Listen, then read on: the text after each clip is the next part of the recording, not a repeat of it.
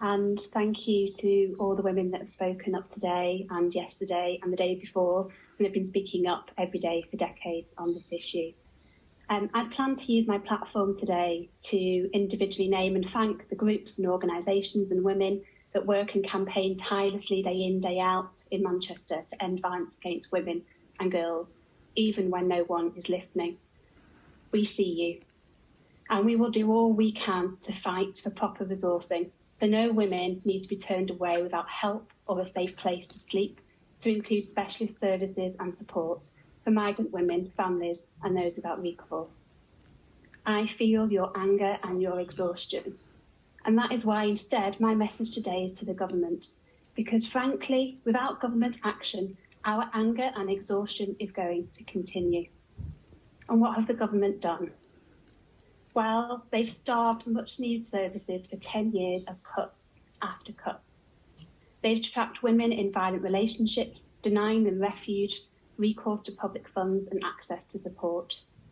And they seek now to silence us and take away our rights to protest with the police and crime bill, whilst defending the higher punishment for damage to statues than for sexual assault on women, on the basis that statues have a high emotional value, and whilst continuing to demonstrate their own misogyny in the House, in the mother of all parliaments, as they belittle and patronise women calling for change. Just 2 weeks ago, when Labour MP Jo Stevens asked why sentencing for attacking a statue is higher than raping a woman, the Conservative MP Oliver Dowden responded by expressing his wish that she take a more temperate approach.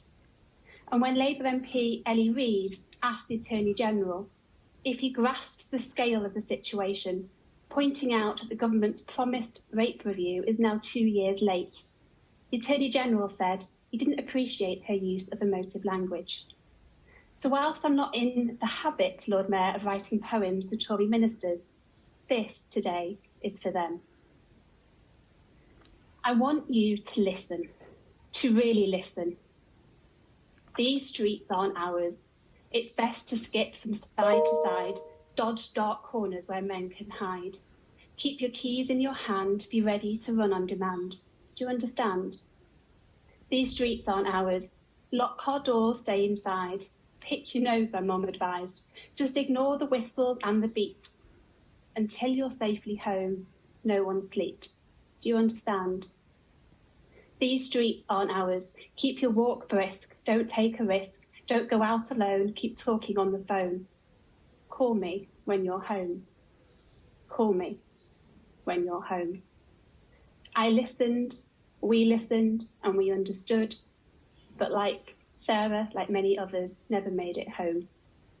We each have a story. And to all the women and girls listening, please know we see you, we hear you, we believe you, and you're not alone.